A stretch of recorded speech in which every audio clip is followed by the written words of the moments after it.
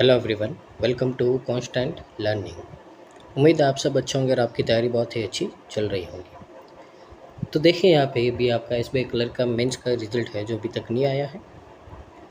तो अभी आपको अपने आने वाले जो एग्ज़ाम है उनके ऊपर फोकस करना है, क्योंकि रिज़ल्ट के वेट के चक्कर में पहले ही आप बहुत ज़्यादा टाइम वेस्ट कर चुके हैं। रिज़ल्ट को आना है तब आ जाएगा, तो पॉसिबली यही है कि इस मंथ तक है जो आ जाएगा। तो रिलैक्स रहिए और यहाँ पे अपनी तैयारी को है जो छोड़िए मत यहाँ पे। हाँ, पता है कि मन नहीं लगता है, पर आपको थोड़ी बहुत क्लासेस हैं, मॉक टेस्ट वगैरह है, थोड़ा बहुत तो आपको करना ही पड़ेगा, नहीं तो बाद में फिर प्रॉब्लम हो जाएगी, क्योंकि आपके एग्ज़ाम भी है जो लाइन अप है बहुत सारे। तो इसी के लिए यहाँ पे आपको ये बात ध्यान रखनी है। रिज़ल्ट आएगा जल्दी ही और पॉजिटिव आएगा, ये आपको उम्मीद रखनी है यहाँ पे।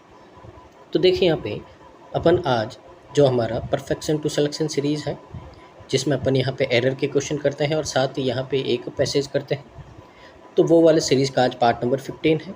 इसके पहले हमने 14 पार्ट कर दिए हैं, तो अगर आपने उनको मिस किया है तो जाइए और जो आपका यहाँ पे डिस्क्रिप्शन में प्लेलिस्ट का लिंक है तो वहाँ से इनको कंप्लीट कीजिए।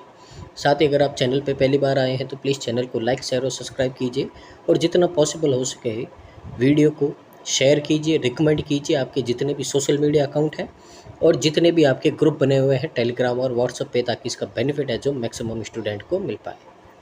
तो शुरू करते हैं आज का सेशन। तो सबसे पहले अपन यहाँ पे 5 है जो एरर के क्वेश्चन करेंगे यहाँ पे। उसके बाद में है जो अपन यहाँ पे मूव करेंगे रीडिंग कॉम्प्रिहेंशन की ओर यहाँ पे।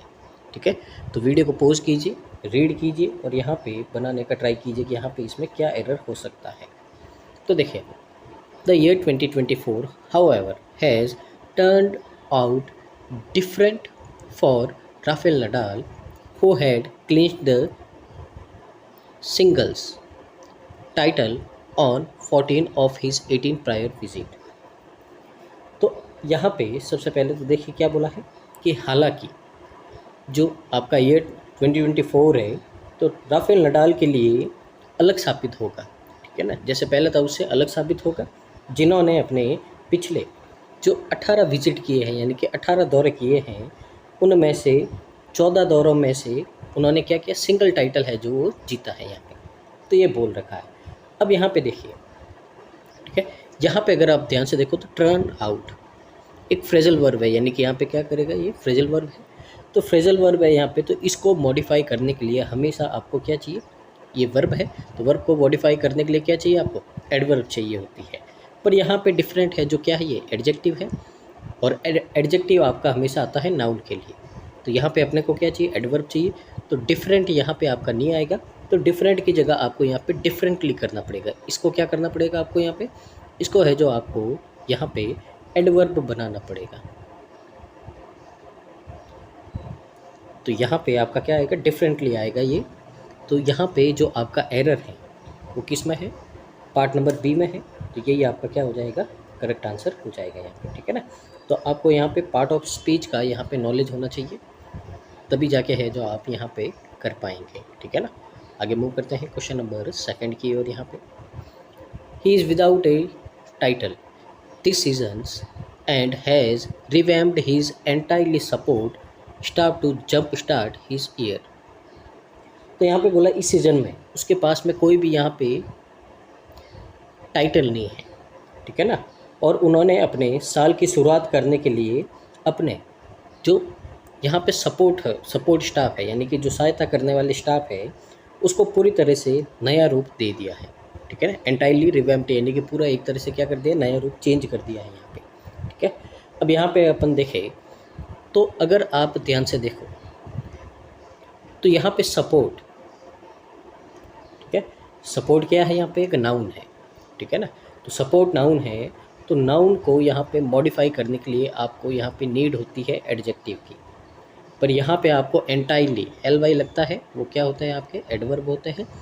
एंटायरली यहाँ पे एडवर्ब है, पर अपने को यहाँ पे नाउन के लिए क्या चाहिए, एडजेक्टिव चाहिए। तो यहाँ पे एंटायरली नहीं आके क्या आएगा, एंटायर आएगा। तो एंटायर सपोर्ट होता है, एंटायरली सपोर्ट नहीं होता है। तो ये वाला आपका क्या हो जाएगा, रॉन्ग हो जाएगा। तो एरर किस में है, आपका ऑप्शन नंबर सी है जो आपका करेक्ट आंसर हो जाएगा। आगे मूव करते हैं अगले क्वेश्चन की ओर। यहाँ पे क्वेश्चन नंबर 3 की ओर देखते हैं, समझते हैं। यहाँ पे the high number of seeds that encounter a deep in water participation is unprecedented since the latest delimitation that was conducted before the 2009 general election। यहाँ पे आपको बोला गया है कि जिन सीटों पे यहाँ पे जो आपका जो वोटर पार्टिसिपेशन है, यानी कि जो वोट देते हैं उनकी भागीदारी है, उनमें क्या ये गिरावट आई है। उनकी जो बहुत ज़्यादा संख्या थी 2009 के, जो वहाँ पे जो 2009 में जनरल इलेक्शन हुए थे उसमें इनका है जो भागीदारी बहुत ज़्यादा थी, संख्या बहुत ज़्यादा थी। तो आम चुनाव से पहले लिए गए जो यहाँ पे आंकड़े हैं वो आपको दिखाते हैं कि बाद से क्या है एकदम अलग है, यानी कि ऐसा पहले कभी नहीं देखा गया था। इतनी क्या हुई यहाँ पे गिरावट हुई है, यहाँ पे ये आपको बोला गया है। अब यहाँ पे अगर आप ध्यान से देखो, ए डिप है, किसी का आगे आपका आर्टिकल आता है तो आर्टिकल के बाद में हमेशा आपको क्या चाहिए, नाउन चाहिए। तो डिप यहाँ पे नाउन है और नाउन को अगेन आपको यहाँ पे मॉडिफाई करना है। तो मॉडिफाई करना है तो यहाँ पे आपको क्या चाहिएगा, एडजेक्टिव चाहिए होगा। पर ध्यान से देखो तो एनकाउंटर यहाँ पे क्या है, वर्ब है। एनकाउंटर क्या है आपके यहाँ पे, वर्ब है। तो अपने को वर्ब नहीं चाहिए, अपने को क्या चाहिए यहाँ पे, एडजेक्टिव चाहिए। तो कभी भी वर्ब आती है तो वर्ब की थर्ड फॉर्म हमेशा एडजेक्टिव का काम करती है। तो यहाँ पे एनकाउंटर नहीं आके क्या आएगा, एनकाउंटर आएगा।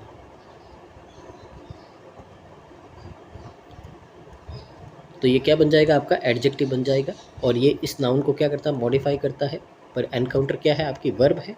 तो वर्ब की थर्ड फॉर्म हमेशा आपका जो काम में आता है एडजेक्टिव के रूप में काम में आता है, और इसको अपन पास्ट पार्टिसिपल भी बोलते हैं। ये बात आपको ध्यान रखनी है।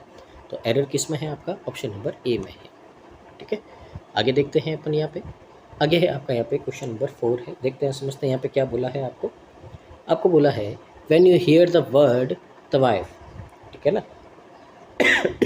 सॉरी, यानी कि आपको यहाँ पे बोला है कि जब आप तवायफ जो ये वर्ड है वो सुनते हैं, ए मेंटल मेज में emerge of a supple pretty dance girl who is trying to fascinates her clients through her clever movements and facial expression. तो यहाँ पे आपको बोला गया है कि ये जो तवैत वर्ड है जब भी आप सुनेंगे तो आपके मन में एक यहाँ पे जो एक मेंटल, यानी कि मन में एक है जो दिमाग में, ठीक है ना, एक यहाँ पे जादूगरनी उभर सकती है जो एक कोमल यानी कि जो सॉफ्ट है और ब्यूटीफुल सुंदर, प्रिटी यानी कि जो बहुत ही एक सुंदर डांस गर्ल है जो अपनी जो फैसिनेटिंग हर क्लाइंट्स हर क्लेवर मूवमेंट, यानी कि अपना जो ऐसी जो चालाकी वाली चाल है, यानी कि वो डांस वांस करते हैं तो इस तरह की जो चाल है, और जो उसके फेशियल एक्सप्रेशन होते हैं, यानी कि जो मुंह पे वो क्या करते हैं, एक्सप्रेशन देते हैं, उससे अपने जो कस्टमर होते हैं यहाँ पे, ठीक है ना, तो उनको क्लाइंट्स को क्या करती है वो यहाँ पे मोहित करने का प्रयास करती है, उनको रिझाने का प्रयास करती है। ये यहाँ पे बोला गया है। तो अगर आप यहाँ पे ध्यान से देखो तो इस सेंटेंस में किसी तरह का कोई भी यहाँ पे एरर नहीं है। तो ये आपका जो सेंटेंस है वो आपका क्या हो गया, नो एरर हो गया। तो ऑप्शन नंबर 5 ई है जो आपका करेक्ट आंसर हो जाएगा, नो एरर यहाँ पे। आगे देखिए क्वेश्चन नंबर 5 है, और ये जो एरर का आज का लास्ट क्वेश्चन है यहाँ पे देखते हैं। With just one phase left in the general election 2024, a stocketing exercise on voter participation across the country revealed a significant dampening in turnout in this set of election in comparison to the 2009 and even the 2014 general election। तो यहाँ पे बोला गया है आपको कि जो आम चुनाव यानी कि जो आपका यहाँ पे जनरल इलेक्शन है 2024 में, अब तक केवल यहाँ पे एक लास्ट फेज़ बचा है, ठीक है ना। तो देश भर में जो भी आपके यहाँ पे वोटर है उनकी जो पार्टिसिपेशन यानी कि जो उनकी भागीदारी है यहाँ पे वोट देने की, पर एक यहाँ पे क्या लिया गया है, एक एक्सरसाइज स्टॉक टेकिंग, यानी कि एक जायज़ा, यानी कि अपन नॉर्मली दौरा करते हैं तो जायज़ा लेने से पता चल रहा है कि जो 2019 है और यहाँ तक कि जो 2014 है, तो उस टाइम के जो आपके जनरल इलेक्शन है उनकी तुलना में इस बार है जो वोटिंग यानी कि जो वोट डालने का जो नंबर है उसमें बहुत ज़्यादा भारी गिरावट आई है। सिग्निफिकेंट डैम्पनिंग यानी कि लगातार बहुत ज़्यादा क्या ये गिरावट आई है। अब यहाँ पे अपन देखें तो अगर आप ध्यान से देखो यहाँ पे एक्सरसाइज है ए, देखिए आर्टिकल लगा है, आर्टिकल के बाद में हमेशा क्या आता है, नाउन आता है, ठीक है ना। आर्टिकल के बाद में हमेशा क्या आता है, नाउन आता है। और अगर नाउन नहीं आए तो आर्टिकल और नाउन के बीच में आपका एडजेक्टिव आ सकता है। तो ये आईएनजी लगा है, आपका क्या है, एडजेक्टिव है, ठीक है ना। तो आपके एडजेक्टिव दो तरह से बनते हैं, एक तो आईएनजी लगा के आपका एडजेक्टिव बनता है जिसको अपन प्रेजेंट पार्टिसिपल कहते हैं, और एक वर्ब की थर्ड फॉर्म लगा के अपन एडजेक्टिव बनाते हैं जिसको पास्ट पार्टिसिपल बोलते हैं। दोनों एडजेक्टिव के रूप में काम करते हैं। तो एक्सरसाइज नाउन है, ये आपका एडजेक्टिव है, और ये आपका आर्टिकल है। तो आर्टिकल के बाद में या तो सीधा नाउन आएगा या फिर एडजेक्टिव और उसके बाद में आपका नाउन आएगा। तो ये तो अपन समझ गए हैं। अब यहाँ पे एरर की बात करते हैं। तो एरर की बात करें यहाँ पे, तो यहाँ पे आपको तो ए लगा है, यहाँ पे क्या लगा है, ए। तो ए का मतलब क्या होता है, सिंगुलर होता है आपको, ठीक है ना। तो ए स्टोकटेटिंग एक्सरसाइज यानी कि एक की बात कर रहा है, यानी कि सिंगुलर रिप्रेजेंट कर रहा है। तो यहाँ पे अगर आप वर्ब देखो तो आपकी इसके लिए ये जो एक्सरसाइज है इसके लिए वर्ब कौन सी, इसके लिए आपकी जो वर्ब है रिवियल है। अब अगर आप ध्यान से देखो सिंगुलर है तो सिंगुलर के लिए वर्ब भी हमेशा कैसे आती, सिंगुलर आती है। अगर आपने सब्जेक्ट वर्ब एग्रीमेंट पढ़ा है तो आपको पता होगा, पर ये तो ओनली वर्ब की फर्स्ट फॉर्म है, ठीक है ना। तो ओनली वर्ब की फर्स्ट फॉर्म आती है, वो तो प्लूरल के लिए आती है। सिंगुलर के लिए क्या है, या तो एस या ई एस आता है, ठीक है, क्योंकि ये सेंटेंस आपका किस में है, प्रेजेंट में है यहाँ पे। तो प्रेजेंट में है तो यहाँ पे, ठीक है। अगर पास्ट में होता है वर्ब की सेकंड फॉर्म आती है आपकी, वर्ब की सेकंड फॉर्म भी नहीं है। तो कुल मिला के कैसे भी करके ये क्या है आपका यहाँ पे गलत है। अगर इसको करेक्ट करना है, प्रेजेंट अपना सेंटेंस में है, तो यहाँ पे आपका क्या आना चाहिए, तो यहाँ पे आना चाहिए आपका रिवियल्स, ठीक है। तो ये आपका आना चाहिए यहाँ पे। तो एरर अगर आप ध्यान से देखो तो एरर आपका किस में हो जाएगा, ऑप्शन नंबर बी में हो जाएगा यहाँ पे, ठीक है। तो ये थे आज के 5 एरर के क्वेश्चन। उम्मीद है आपको समझ में आया होगा यहाँ पे, और यहाँ से आपका जो बहुत कुछ है जो रिवाइज भी हुआ होगा। बस एक ही रिक्वेस्ट है, प्लीज़ वीडियो को पूरा देखिए, लाइक कीजिए यहाँ पे, और कमेंट कीजिएगा कि आज का सेशन आपको कैसा लगा है। साथ ही मैंने टेलीग्राम पे एक पोल आपको भेजा था मैंने, ठीक है ना। तो उस पोल को अटेम्प्ट कीजिए। यहाँ पे मैंने आपको पूछा था कि अभी अभी है जो आपकी 1-2 दिन पहले ही है जो हर्षल सर ने उनकी एक मैगज़ीन दी है डेली टारगेट की, प्री और मेंस की। तो क्या आपको उस जो मैगज़ीन है उसका सॉल्यूशन चाहिए, क्या वो मे की है तो उसका सॉल्यूशन चाहिए, तो आप इस वीडियो के नीचे कमेंट कीजिए। तो है जो कल से है जो हम उसका भी है जो सॉल्यूशन शुरू कर देंगे करना, क्योंकि उसमें यहाँ पे डेली के टारगेट है, यानी कि एक दिन प्री का है एक दिन मेंस का है, तो उससे बहुत ही अच्छी आपकी प्रैक्टिस हो जाएगी, ठीक है ना। तो कमेंट कीजिएगा, आपके रेस्पॉन्स के ऊपर डिपेंड करता है कि मैं वो सीरीज़ चालू करूँ या नहीं करूँ, ठीक है। तो मूव करते हैं आगे अपन यहाँ पे। अब अपन मूव करते हैं अपने जो रीडिंग कॉम्प्रिहेंशन है उसकी और यहाँ पे, ठीक है ना। तो इसमें देखिए रीडिंग कॉम्प्रिहेंशन आपके 5 क्वेश्चन नहीं देता है यहाँ पे, ठीक है। नॉर्मली आपके 8, 9, 10 आते हैं यहाँ पे। तो पहले अगर अपन यहाँ पे क्वेश्चन की ओर मूव करते हैं, तो पहला ट्रू पूछा है, रीड करेंगे तब पता चलेगा। दूसरा आपका यहाँ पे पूछा है कि ये जो इनमें से कौन सा है जो वर्ड अपन रेफ़र कर सकते हैं। तो पहले इसको अपन को समझना पड़ेगा यहाँ पे किसके बारे में है, क्या है, टोन क्या है, कैसा है, क्या है, जो कॉन्टेक्स्ट पूरा समझना पड़ेगा। थर्ड में आपका नॉट ट्रू यानी कि फॉल्स पूछा है, ये भी पढ़ के ही पता चलेगा अपने को। फोर्थ में यहाँ पे एक वर्ड फिल करना है, ईडीएम, ये भी अपन पढ़ के ही समझेंगे यहाँ पे। और लास्ट में आपको यहाँ पे दे रखा है जाइब, ठीक है ना। तो यहाँ पे इसका क्या पूछा है, यहाँ पे इसका पूछा है यहाँ पे सिनोनिम एंड एंटोनिम दोनों बताने हैं आपको यहाँ पे, ठीक है ना, एक साथ में, ठीक है। अब यहाँ पे अपन एक बार पैसेज को रीड कर देते हैं यहाँ पे, क्योंकि ये जो वर्ड जाइब है, ठीक है, तो ये जो जाइब है जो भी है, इसका है जो 2 मीनिंग निकलता है। कौन सा मीनिंग निकलता है वो भी आगे अपन जब मैं क्वेश्चन करवाऊंगा आपको तब पता चलेगा यहाँ पे। तो अभी है जो एक बार इसको अपन फटाफट क्या कर देते हैं, रीड कर देते हैं, ठीक है। तो ध्यान दीजिए यहाँ पे क्या बोला है आपको। तो यहाँ पे आपको बोला है for someone who's led a charmed life, my 8-year-old can hold a serious grudge। यहाँ पे बोला है किसी ऐसे पर्सन के लिए यहाँ पे जिसने एक बहुत ही चार्म्ड लाइफ, चार्म लाइफ का मतलब है, लाइफ का मतलब क्या होता है यहाँ पे होता है कि एक ऐसा जीवन जीना, ऐसी लाइफ जीना जो बहुत ही ज़्यादा क्या हो, अट्रैक्ट करे लोगों को। अपन देखते हैं बहुत सारे लोग होते हैं जो एकदम मौज में शाही रॉयल लाइफ जीते हैं, यहाँ पे जो भी चाहिए ले लो, ठीक है ना, आराम से घूमते फिरते हैं, खाते पीते, कोई टेंशन नहीं है, इस तरह की लाइफ होती है, ठीक है ना, उसको अपन चार्म्ड लाइफ बोलते हैं यहाँ पे, ठीक है ना।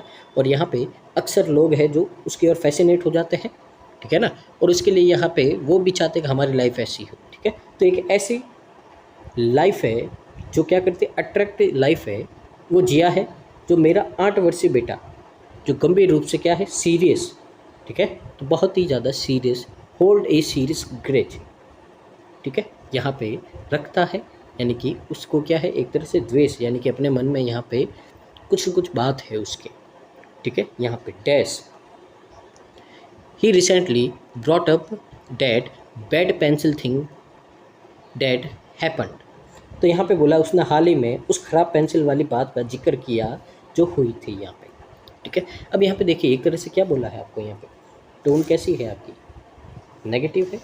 अब यहाँ पे अपन देखते हैं क्या हो सकता है, यहाँ पे जो इडियम पूछा आपको फिल इन द ब्लैंक वाला है, यहाँ पे क्वेश्चन नंबर 4 है। हाँ, तो इसको देखते हैं एक बार, यहाँ पे क्या है आपका। तो देखिए यहाँ पे बोला है in the given sentence an idiom is omitted, out of the given option you have to identify the most suitable idiom to fill in the blank in order to make it grammatically and contextually correct। पहले इनके meaning समझ लेते हैं अपन, यहाँ पे क्या है, ठीक है ना। तो मीनिंग की अगर बात करें, सबसे पहले यहाँ पे पहला है आपका out of the air. Out of the air का मतलब क्या होता है, कोई इवेंट सडनली हो जाना, यानी कि कोई काम है या कोई घटना है अचानक से हो जाती है, ठीक है ना, या फिर कोई पर्सन है जो अचानक से आपके सामने आ जाता है, ठीक है ना, कोई इवेंट हो जाना सडनली, या कोई सडनली आपके सामने अपीयर हो जाना, उसको अपन कहते हैं आउट ऑफ द एयर, ठीक है। Set it not, set it not का मतलब क्या होता है, किसी को इग्नोर करना या डिसरिगार्ड करना, यानी कि किसी की या तो क्या करना, डिसरिगार्ड करना, यानी कि उसको रेस्पेक्ट नहीं करना या उसको इग्नोर कर देना, कुल मिला के बेइज्जत करना उसको, ठीक है ना। तो या तो डिसरिगार्ड और इग्नोर समथिंग, ये होता है आपका सेट एट नॉट। आगे है टेकिंग टू हिज हील्स, इसका मतलब क्या है, अब हील्स है, यानी कि हील्स का मतलब क्या होता है, जूते। तो कोई अगर अपने जूते ले रहा है तो इसका मतलब क्या कर रहा है, वो भाग रहा है, वहाँ से दूर जा रहा है, तो रनिंग अवे, यानी कि किसी भी सिचुएशन से भाग जाना, रनिंग अवे, दूर चले जाना। आउट ऑफ द वुड्स, देखिए यहाँ पे आउट ऑफ द वुड्स है, इसका मतलब होता है कि आप किसी बहुत बड़ी परेशानी में थे, लेकिन आउट यानी उससे बाहर निकल गए। तो कोई भी एक ऐसी डिफ़िकल्ट और डेंजरस फेज़ था या सिचुएशन थी जिससे आप है जो सेफली बिना किसी नुकसान के, बिना किसी हार्म के है जो बाहर निकल गए, इसको अपन कहते हैं आउट ऑफ द वुड्स। अब यहाँ पे अगर अपन देखें तो यहाँ पे बात की गई थी कि जो एक चार्म्ड लाइफ है वो है जो मेरे बेटे के सामने आई थी। यहाँ पे उसने देखा, आप देखते हैं अक्सर जो बच्चे हैं जो एक दूसरे को देखते हैं, यहाँ पे सीखते हैं कि वो खिलौना है तो मेरे को भी चाहिए, इस तरह से। तो यहाँ पे अगर बोले तो वो बच्चा है, किसी को ना तो डिसरिगार्ड नहीं करेगा, यानी कि यहाँ पे बोला है recently brought up that bad pencil thing that happen, यानी कि अचानक से वो बैड पेंसिल वाली है जो चीज़ मेरे सामने आई, अचानक से आ गई सामने।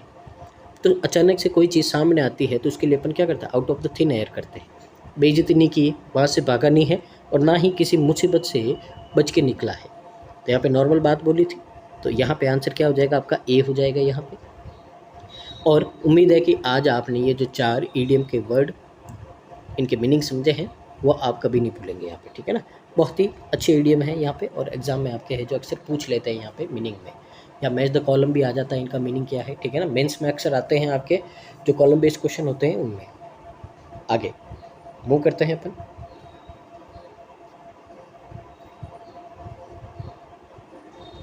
तो देखिए यहाँ पे क्या बोला है, आगे रीड करना अपन शुरू करते हैं यहाँ पे। तो देखिए, it took me a while to divine that he was talking about the classmate who nabbed one of his writing essentials nearly 2 years ago। तो यहाँ पे क्या बोला गया है कि उसने हाल ही में वो जो उस खराब पेंसिल वाली बात थी उसका जिक्र किया था, यानी कि अचानक से हमारे सामने वो बात आ गई थी। तो यहाँ पे बोला है कि मुझे यह समझने में थोड़ा टाइम लगा था कि उसका जो क्लासमेट है, उसके साथ जो पढ़ता है, उसके बारे में बात कर रहा था, ठीक है ना, उस लड़के के बारे में, क्लासमेट के बारे में, जिसने लगभग 2 साल पहले उसका एक जो यहाँ पे राइटिंग असेंशियल है, यानी कि जो लिखने की जो ज़रूरी चीज़ है, ठीक है ना, उसको छीन लिया था, ठीक है ना। तो यहाँ पे 2 साल पहले की बात है जो अचानक से सामने आ गई, यहाँ पे ये बोला गया है। आगे देखिए, I thought about my son's inability to let go of the great pencil incident of first grade when I learned recently about new research that suggests forgiveness improves mental well-being and offer a roadmap for getting there। तो यहाँ पे बोला कि मैंने अपने बेटे की जो फर्स्ट ग्रेड है यानी कि पहली कक्षा की जो उस पेंसिल वाली, ठीक है ना, जो पेंसिल वाली द ग्रेट पेंसिल इंसिडेंट, यानी कि वो जो ग्रेट पेंसिल इंसिडेंट था जो छीन ली थी उससे, तो उस वो जो इंसिडेंट है उसको भूलने में यहाँ पे क्या है, असमर्थ, इनएबिलिटी का मतलब क्या होता है, एबिलिटी का मतलब तो होता है आपके अंदर कोई काम करने की ताकत या शक्ति या ऐसा कोई आपके अंदर क्या होता है, गुण होता है, और यानी कि आप कोई काम करने के लिए समर्थ होते हैं। और इनएबिलिटी का मतलब है कि आप असमर्थ हैं, आप वो काम नहीं कर सकते। तो यहाँ पे बोला है कि जो ये इंसिडेंट भूलने की जो असमर्थता है, यानी कि उसके अंदर ताकत ही नहीं थी, के बारे में सोचा जब मैंने हाल ही में एक जो रिसर्च हुई है उसके बारे में जाना, जो बताता है कि यहाँ पे जो फॉरगिवनेस यानी कि माफ़ करने से, क्षमा करने से जो हमारा जो मेंटल वेलबींग है, यानी कि जो हमारी मानसिक स्वास्थ्य है, अपना जो मेंटल स्वास्थ्य है, उसमें सुधार होता है और उस स्थिति से बाहर निकलने का रास्ता मिलता है अपने को यहाँ पे, ठीक है ना। जो स्थिति में हम हैं उससे बाहर निकलने का क्या मिलता है, अपने को रास्ता मिलता है, यहाँ पे ये बोला गया है। आगे अगला पैरा देखते हैं, यहाँ पे समझते हैं क्या बोला है आपको। In the study which was presented last week at an interdisciplinary conference on forgiveness at Harvard and is currently under review for publication. Researchers randomly assigned 4,598 participants from 5 countries into groups। अब यहाँ पे बोला कि ये जो research है, ये जो स्टडी है, इसमें क्या हुआ, जिसे पहले सप्ताह में यानी कि जो फर्स्ट वीक में यहाँ पे हार्वर्ड में जो यहाँ पे आपका फॉरगिवनेस है यानी कि माफ़ करने पर एक जो यहाँ पे आपका एक सम्मेलन जैसा कुछ हुआ था, ठीक है ना। तो उस मीटिंग में या सम्मेलन में यहाँ पे हमारे सामने रखा गया था, ठीक है। और जो वर्तमान यानी कि प्रेजेंट में यहाँ पे जो यहाँ पे उसकी जो पब्लिशिंग हुई थी, ठीक है ना, पब्लिकेशन है, रिव्यू फॉर पब्लिकेशन। तो उन्होंने यहाँ पे क्या किया था, यहाँ पे करंटली अंडर रिव्यू, यानी कि उन्होंने हमको बताया था यहाँ पे कि जो रिसर्चर्स है उन्होंने रैंडमली का मतलब क्या होता है भाई, ऐसे ही बिना सोचे समझे ऐसे ही रैंडम पिक कर देना है, ठीक है ना।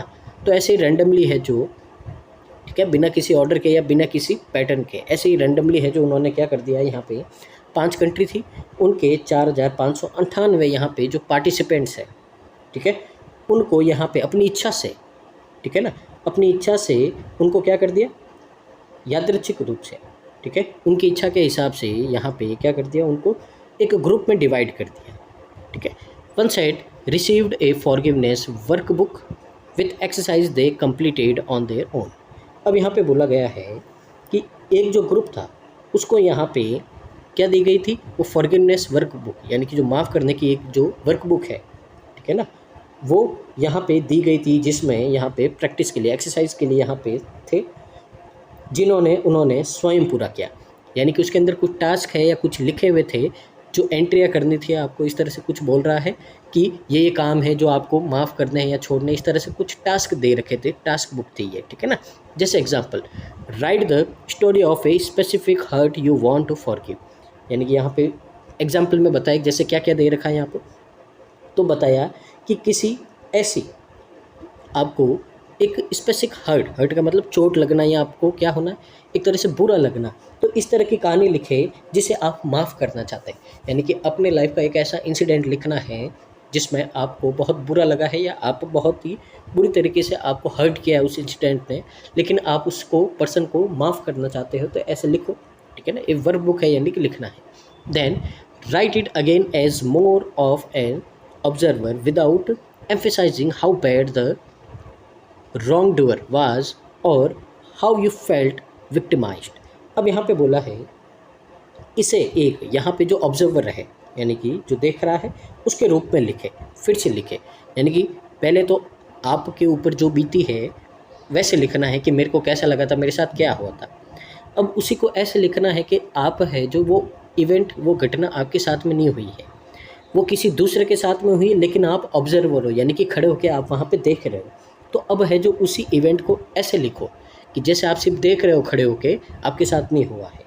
तो ऐसे लिखना है, बिना इस बात पर जोर दिए कि जो आपका रॉन्ग डूअर है, जो गलत काम करने वाला है, जो वो पर्सन, ठीक है ना, कितना बुरा था, या आपने कैसे, जो वहाँ पे आपका विक्टिम था, ठीक है ना, तो कैसे आपने वहाँ पे विक्टिमाइज महसूस किया, यानी कि आपने कैसे है जो उस तरह से विक्टिमाइज महसूस किया है, इस बारे में लिखना है आपको। Look for at least 3 differences between the 2 versions. तो यहाँ पे अगर आप देखोगे तो आपको यहाँ पे ये जो 2 वर्जन हैं इनके बीच में कम से कम 3 डिफरेंस दिखेंगे। यानी कि एक तो अपने ऊपर, अपने साथ में हुआ उसके बारे में लिखना है, और एक आप खड़े होके किसी दूसरे के साथ में हो रहा देख रहे हो। तो जब आप दोनों पहलुओं पे लिखोगे तो आपको यहाँ पे कम से कम दोनों में 3 डिफरेंस दिखेंगे यहाँ पे, ठीक है। तो आगे क्या बोला है आपको, आगे बोला है Those in the control group waited for 2 weeks before receiving the workbook। अब यहाँ पे बोला है कि जो वेटिंग रूम है आपका, ठीक है ना, यहाँ पे, ठीक है, सॉरी, जो कंट्रोल ग्रुप है, ठीक है, तो कंट्रोल ग्रुप ने लोगों ने यहाँ पे जो वर्कबुक दी थी वो प्राप्त करने से पहले यहाँ पे 2 सप्ताह तक यहाँ पे क्या किया था, वेट किया था यहाँ पे, ठीक है ना, 2 सप्ताह तक क्या किया था, यहाँ पे वेट किया था। When the 2 weeks were up. अब यहाँ पे क्या हो गए थे, आपके 2 सप्ताह हो गए थे, ठीक है। The researchers found that those participant who had completed the workbook felt more forgiving than those in the control group. अब यहाँ पे बोला था, यानी कि कंट्रोल ग्रुप में 2 हफ्ते तक तो लोग बैठे, वो वेट कर रहे हैं, और यहाँ पे जिन लोगों को यहाँ पे 2 हफ्ते पहले जो वर्कबुक दी थी वो कंप्लीट करके आए, तो वो जब कंप्लीट करके आए तो ऐसा लगा कि जो लोग बैठे वेट कर रहे वर्कबुक के लिए और जिन्होंने उस वर्कबुक को कंप्लीट कर दिया, उन दोनों में डिफरेंस देखने को मिला। यानी कि जिन्होंने वर्कबुक कंप्लीट कर दी है वो पहले से और ज़्यादा है जो माफ़ करने वाले, फॉरगिव करने वाले लगे थे, उनके बिहेवियर में चेंज आ गया था, ऐसा बोला गया है आपको यहाँ पे। And had reduced symptoms of anxiety and depression। और उनमें है जो सिम्टम हैं जो कम हो गए थे एंजाइटी के, डिप्रेशन के, ठीक है। These findings jibe with others studies on forgiveness which have found it can be a boon to mental health, helping to do things like lower stress and improve sleep। तो यहाँ पे बोला गया है, तो आपको बोला गया है कि ये जो फाइंडिंग्स है, ठीक है ना, किस पे, माफ़ करने पे ऊपर, क्षमा करने के ऊपर है, जो यहाँ पे जो दूसरे यहाँ पे जो स्टडीज़ हैं उनसे है जो क्या करता है, मेल खाता है, जिसमें उन स्टडी में क्या पाया गया कि जो आपका यहाँ पे मेंटल हेल्थ है उसके लिए एक तरह से क्या साबित हुआ, वरदान साबित हुआ। एक तरह से बून का मतलब क्या होता है, वरदान, ठीक है ना, तो वरदान साबित हो सकता है, जिससे हम क्या हो सकता है अभी, जो आपका यहाँ पे जो तनाव यानी कि जो स्ट्रेस है वो कम करने में और नींद में सुधार करने जैसी चीज़ों में यहाँ पे क्या करेंगे, मदद करेंगे यहाँ पे, ऐसा आपको बोला गया है यहाँ पे, ठीक है ना। उम्मीद है आपको ये पैरा समझ में आया होगा। आगे मूव करते हैं अगले पैरा की ओर। यहाँ पे तो देखिए, यहाँ पे अभी देखिए ये जाइब, ये वर्ड अपन ने पढ़ लिया है यहाँ पे, तो इसका क्वेश्चन है जो अभी फिनिश कर देते हैं अपन यहाँ पे, ठीक है ना। तो देखिए ये क्वेश्चन आपको दे रखा है, अब यहाँ पे बोला क्या है तो समझते हैं यहाँ पे क्या बोला है आपको बोला है दिस फाइंडिंग, यानी कि जो अभी अपन ने रीड किया है इसमें से आपका इसी वर्ड का यहाँ पे कॉन्टेक्स्ट के हिसाब से सेम सिनोनम और एंटोनम आपको फाइंड करने हैं। अब यहाँ पे अगर अपन बात करते हैं इस वर्ड की जाइब, पहले दिए क्या होती है, आपकी वर्ब होती है। अब इसके 2 मीनिंग होते हैं यहाँ पे, ठीक है ना। पहला तो होता है यहाँ पे किसी के साथ में एग्रीमेंट करना, समझौता करना यहाँ पे, ठीक है ना, यानी कि कोई कंडीशन होती है, ठीक है, या फिर कोई सिचुएशन होती है उसके साथ में समझौता कर देना, उसको मान लेना, एक्सेप्ट कर देना, ये मीनिंग होते हैं, ठीक है। और अगर इसके सिनोनिम की बात करें इस कंडीशन में, एग्रीमेंट वाले कंडीशन में अगर अपन बात करते हैं इसके सिनोनिम की, तो होता है एग्री करना, एग्री, या फिर कोइंसाइड, और या फिर होता है अलाइन, अलाइन का मतलब समझौता करना, संधि करना, और इसी कॉन्टेक्स्ट में ये सिनोनिम है।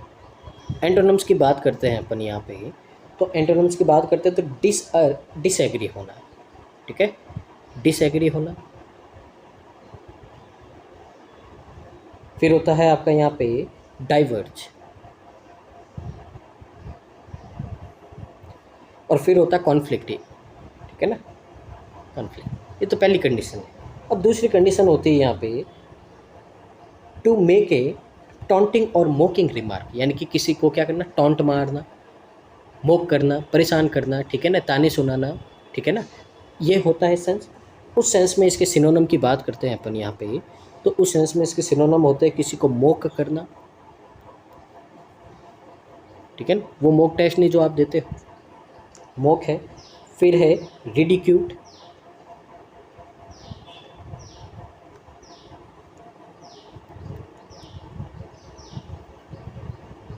रिडिक्यूट हो गया आपका यहाँ पे, ठीक है ना, या फिर टीज करना किसी को, ये इसके सिनोनिम होते हैं। एंटोनिम की बात करते हैं अगर अपन, तो एंटोनिम में आपका आएगा यहाँ पे इसका कॉम्प्लीमेंट करना, किसी की प्रशंसा करना, कॉम्प्लीमेंट करना। फिर आता है आपका किसी को एनकरेज करना, किसी को सपोर्ट करना, ये होते हैं।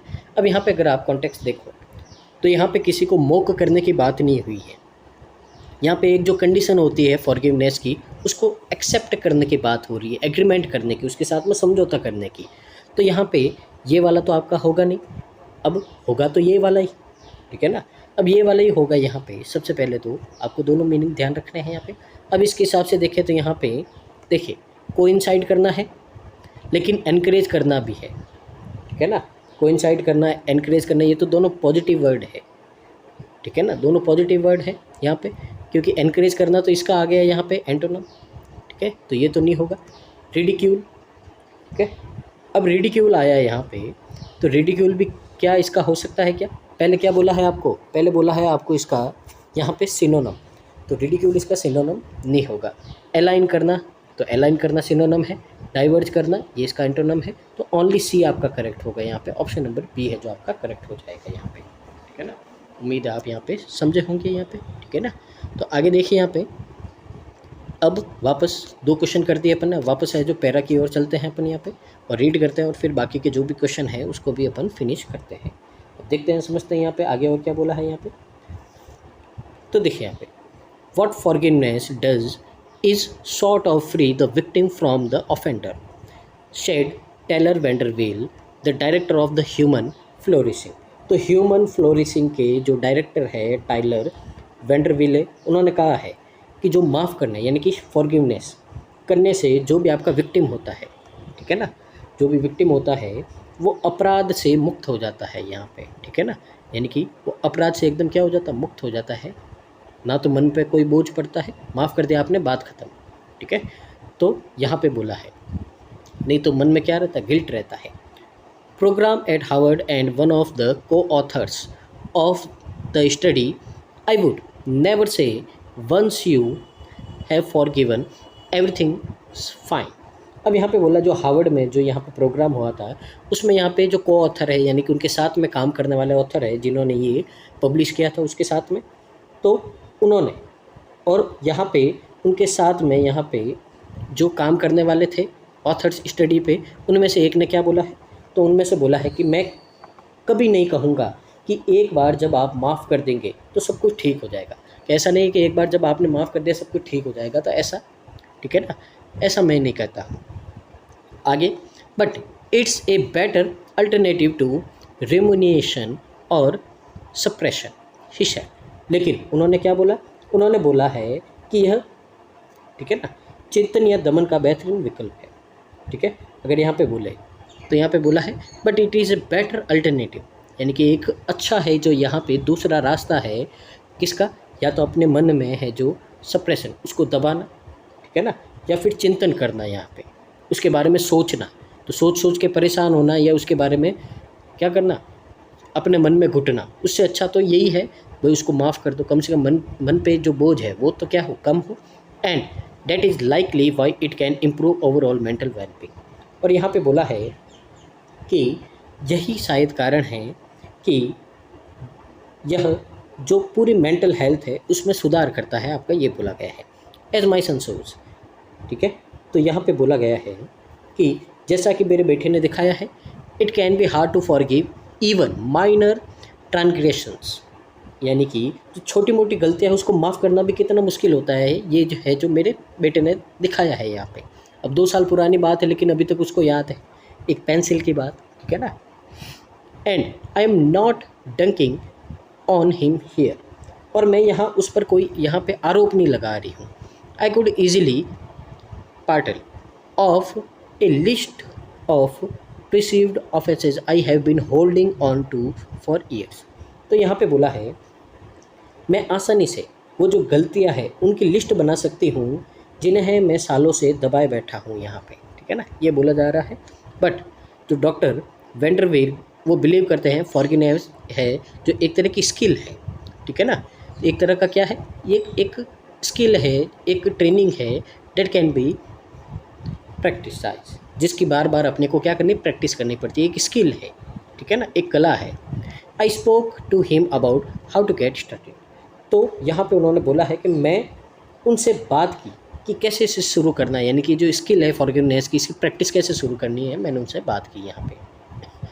और यहाँ पे आगे देखिए उन्होंने क्या बोला यहाँ पे, तो उन्होंने बोला my working definition is just to replace ill will towards the offender with good will.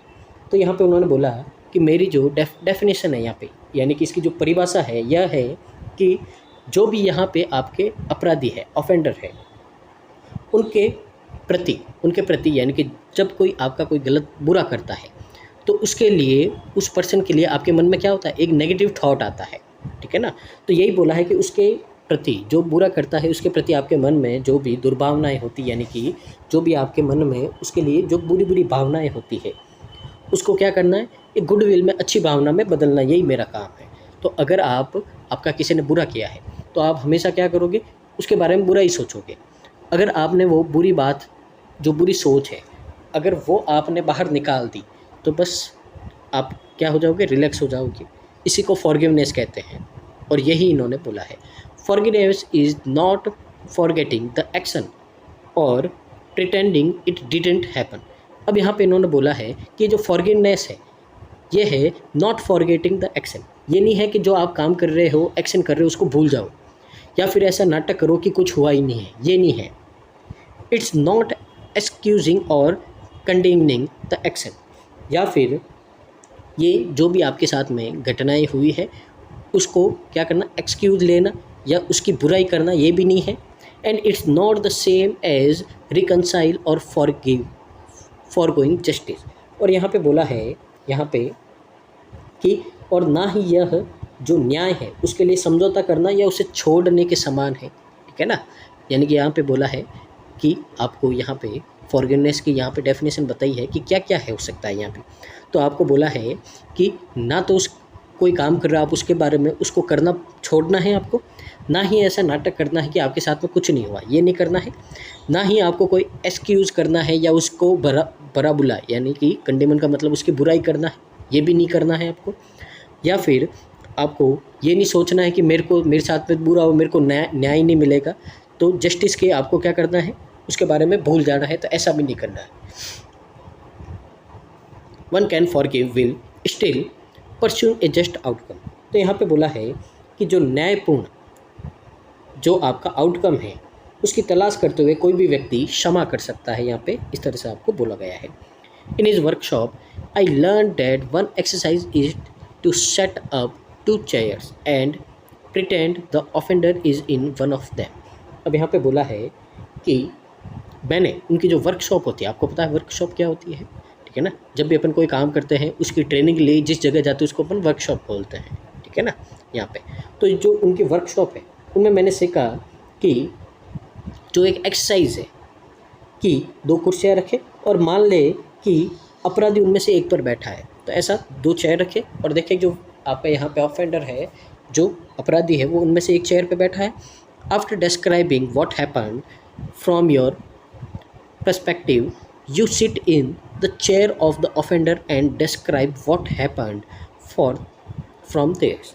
अब यहाँ पे बोला है कि अपना जो नज़रिया है, तो अपने नज़रिए से जो हुआ है उसको बताना है, और उसको करने के बाद में आपको उस अपराधी की कुर्सी पे बैठना है और अब उसके नज़रिए से बताते हुए देखना है कि क्या हुआ था। ठीक है ना। It can B A bit unsettling but it's a very powerful exercise. अब ये थोड़ा परेशान कर सकता है आपको, लेकिन ये बहुत ही एक इफ़ेक्टिव पावरफुल एक्सरसाइज है यहाँ पे किसकी, तो ये है जो आपकी एक्सरसाइज है फॉरगिवनेस की। यहाँ पे इस तरह से आपको बोला गया है यहाँ पे। ठीक है ना। तो ये पैरा था, उम्मीद है आपको यहाँ पे समझ में आया होगा यहाँ पे। ठीक है। अब अपन यहाँ पे जो क्वेश्चंस की ओर मूव करते हैं, यहाँ पे देखते हैं, समझते हैं यहाँ पे कौन सा ट्रू है। यहाँ पे देखते हैं, रीड कर देते हैं एक बार क्या क्या आपका ट्रू है, क्या क्या नहीं है। ठीक है। Forgiveness allows the victim to let go of restatement, यानी कि जो फॉरगिवनेस है करने से जो भी पीड़ित होते हैं उनको क्या होता है, उनके अंदर जो रेसेंटमेंट यानी कि जो उनके अंदर आक्रोश होता है, जो गुस्सा होता है, उनसे उनको छुटकारा मिल जाता है। तो एकदम सही बात है, ये तो अपन ने पढ़ा था कि फॉरगिव करने से आपके मन के अंदर जो बोझ होता है, ठीक है ना, जो विक्टिम यानी कि जो आपका ऑफेंडर होता है उसके लिए बुरी बुरी भावनाएं होती है वो सारी ख़त्म हो जाती है। एकदम सही बात है। आगे देखिए यहाँ पे क्या बोला है, the passage shows instance where the 8-year-old's privilege is complementary to his inclination to hold one on to negative emotions। तो यहाँ पे बोला है कि ये जो पैसेज आपका ये बताता है, ऐसे एग्जांपल देता है जहाँ 8 साल के बच्चे का जो यहाँ पे जो प्रिविलेज है उसकी नकारात्मक भावनाओं को थामे रखने की प्रवृत्ति का यहाँ पे क्या है, उसका एकदम उल्टा है यहाँ पे। ठीक है ना। तो देखिए यहाँ पे आपको ऐसा कुछ नहीं बोला है नेगेटिव इमेज वाला। यहाँ पे तो सिर्फ उस बच्चे के बारे में इतना बोला है कि 2 साल पहले का जो इंसिडेंट हुआ था वो है जो अभी तक वो नहीं भूल पाया है, अचानक से सामने आया है उसको। ठीक है ना। तो ये वाला आपका यहाँ पे कहीं भी मेंशन नहीं है इस तरह का जो भी स्टेटमेंट यहाँ पे बोला था, तो बी वाला आपका यहाँ पे नहीं होगा। तो ऑथर इज़ नॉट क्रिटिसाइजिंग और mocking her son for finding forgiveness challenge. तो ये तो उसने बोला ही था कि मैं उसके ऊपर आरोप नहीं लगा रहा हूँ, ये तो ऑथर ने बोला ही था कि जब उसके बेटे को 2 साल बाद में पेंसिल वाली जो इवेंट हुआ तो वो याद आया था, तो ऑथर ने साफ बोला था कि मैं इसके लिए उसको ब्लेम नहीं करता हूँ। ठीक है ना, मैं उसके ऊपर कोई आरोप नहीं लगा रहा हूँ, तो ये बोला था। तो यहाँ पे बोला है कि वो ना तो उसको क्रिटिसाइज़ कर रहा है ना ही उसको मॉक कर रहा है। ठीक है ना, तो एकदम सही बोला है यहाँ पे। तो यहाँ पे ए और सी सही है, ए और सी सही है, तो कहाँ होगा आपका ऑप्शन नंबर बी है जो आपका करेक्ट आंसर हो जाएगा यहाँ पे। ठीक है। आगे देखिए यहाँ पे, आगे मूव करते हैं अपन यहाँ पे। तो आगे क्या बोला है, तो यहाँ पे क्या बोला है, refer to the given information and pick out the most suitable word for describe the workshop as provided in the given data. यानी कि जो वर्कशॉप है वो यहाँ पे क्या क्या आपको डाटा प्रोवाइड करती है इसके बारे में आपको यहाँ पे देखना है। ठीक है ना। तो देखते हैं यहाँ पे क्या क्या है। ठीक है। पहले अपन यहाँ पे ये जो वर्ड दे रखे हैं इन वर्ड का मीनिंग समझ लेते हैं। ठीक है ना, इन वर्ड का मीनिंग क्या क्या होता है। तो देखते हैं यहाँ पे इनसाइटफुल, पहला वर्ड क्या है, इनसाइटफुल है। अब इनसाइटफुल का मतलब क्या होता है यहाँ पे, तो इसका मतलब होता है कि जिसको अपना काम करने का पूरा नॉलेज होता है, जो एकदम सक्षम होता है, पूरा अच्छी तरीके से काम करता है। ठीक है ना, कुशाग्रता। तो इनसाइटफुल का मतलब होता है स्किलफुल पर्सन, जिसको अपने काम का पूरा नॉलेज होता है। पर्सपेक्टिव शिफ्टिंग, अब पर्सपेक्टिव शिफ्टिंग का मतलब क्या होता है यहाँ पे, ठीक है ना, तो इसका मतलब होता है कि किसी चीज़ को देखकर समझकर उसके तरीके में बदलाव करना। जैसे आपको यहाँ पे बहुत सारे एग्जांपल दे रखे हैं, ठीक है ना, कि जो 2 चेयर रखी है, अब वो 2 चेयर में एक विक्टिम आपका जो एक ऑफेंडर बैठा है, ठीक है ना, वो आपको सुनाएगा। जब आप उसकी सीट पे जाके बैठोगे तो अपना ओपिनियन दोगे, यानी कि आप क्या कर रहे हो, अपना जो ओपिनियन है, अपनी जो सोच है उसको शिफ्ट कर रहे हो यहाँ पे। यही तो बताया है अपने को यहाँ पे, ठीक है ना। ऐसे ऐसे बहुत सारे एग्जाम्पल पढ़े अपन ने। रिहेबिलिटेटिव, इसका मतलब क्या होता है, इसका मतलब होता है कि किसी चोर या बीमारी या किसी समस्या के बाद में आप फिर से नॉर्मल हो जाते हो। तो आपने देखिए रिहेबिलिटेशन सेंटर सुने होंगे, ठीक है ना, जहाँ पे जो नशा करने वाले होते हैं या जो बुरे काम करने वाले तो उनको वहाँ पे डाला जाता है ताकि वो अपनी बुरी आदत को छोड़ सके। ठीक है। अब यहाँ पे अपन ने ये जो पढ़ा है, तो वर्कशॉप में अपन ने क्या क्या पढ़ा है यहाँ पे। पहला तो वर्कशॉप है, तो यानी कि वो क्या करेंगे अपने काम में, तो क्या होंगे, वो परफेक्ट होंगे, स्किलफुल तो होंगे, तभी वो क्या कर रहे हैं, वर्कशॉप चला रहे हैं यहाँ पे। ठीक है ना। तो सबसे पहले यहाँ पे इनसाइडफुल है, यानी कि वो अपने काम में क्या है, बहुत ही अच्छे हैं यहाँ पे। ठीक है ना। इसी के लिए क्या कर रहे हैं, वो अपने यहाँ पे वर्कशॉप चला रहे हैं। तो पहले तो ये बात यही है कि उन्होंने बार बार बोला है कि ये बहुत ही ज़्यादा काम करता है, यानी कि ये जो आप ये यहाँ पे सिखाते हैं फॉरगिवनेस वाला, ठीक है ना। तो ये जो पूरा प्रोग्राम है ये बहुत ही क्या करता है, लोगों के यहाँ पे उनमें चेंज देखने को मिला था। जैसे वो वर्कबुक वाली आपने वहाँ पे इंसिडेंट देखा था, यानी कि जिनको वर्कबुक दी थी और जिनको नहीं दी थी, दोनों के बिहेवियर में बहुत ज़्यादा डिफरेंस आया था, यानी कि ये तो सही है। फिर ये जो चेंजेस वाला है तो अपन ने पढ़ा था वो चेयर वाला, जब आप उसके ऊपर बैठोगे, ठीक है ना, तो आपका नज़रिया चेंज हो जाएगा, ये भी पढ़ा था। लेकिन यहाँ पे रिहेबिलिटेशन का कहीं नहीं पढ़ा था कि यहाँ पे कि कोई की चोरी या बुरी आदत है उसको छोड़ के वापस सही करना, इस तरह का यहाँ पे वर्कशॉप में कुछ नहीं आपको दे रखा है, ठीक है ना। आपको सिर्फ ये समझा रहा है कि आप है जो अपना नज़रिया, ठीक है ना, एक बार उसकी ओर से देखें, जिसने ये गलत काम किया उसकी ओर से देखें, क्यों किया, कैसे किया है, ठीक है ना।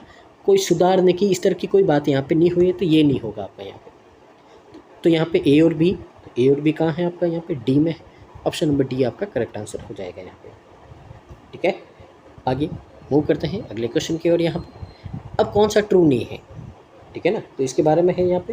तो कौन सा ट्रू नहीं है देखते हैं, समझते हैं यहाँ पे आपको क्या बोला है। तो देखिए आपको क्या बोला है, one can forgive while still seeking a just outcome और appropriate consequence for the offence, ठीक है। अब यहाँ पे अगर अपन देखें तो आपको यहाँ पे नॉट ट्रू बताना है। तो आपको पहला जो यहाँ पे ऑप्शन दे रखा है, इसमें बोला है कि कोई व्यक्ति यहाँ पे क्या करता, अपराध के लिए यहाँ पे उचित परिणाम या उसकी, ठीक है, आउटकम की या उसके कॉन्सिक्वेंस की यहाँ पे जो उम्मीद करते हुए क्षमा कर सकता है यहाँ पे। तो पूरे पैसेज में यही अपन ने पढ़ा है कि आपको क्या करना, क्षमा करना है। तो अगर आप उसको क्षमा करोगे तो जस्ट आउटकम और appropriate consequence for the offence, यानी कि उसने जो भी काम किए हैं, जिस भी यहाँ पे मकसद से किए हैं, उसको देखते हुए आप उसको क्या कर दोगे, माफ़ कर दोगे। पर ये तो अपना ट्रू है ना, अपन तो पूरे पैसेज में ये पढ़ रहे हैं फॉरगिवनेस से क्या होता है। आगे देखिए, आगे बोला है the study employed a randomised control design. अब यहाँ पे बोला है कि ये जो स्टडी है इसमें यहाँ पे रैंडम यहाँ पे डिज़ाइन का उपयोग किया गया। तो अपन ने पहले ही पढ़ा था 5 कंट्री के रैंडम पीपल है जो 4900 समथिंग है लोगों को यहाँ पे अलग अलग ग्रुप बनाए थे, ये तो अपन ने पढ़ा ही, ये भी ट्रू है, ठीक है। अब यहाँ पे देखें ऑप्शन एलिमिनेट करें, बी नहीं होगा, ए नहीं होगा, ठीक है, तो बच्चा सी है, देख लेते हैं।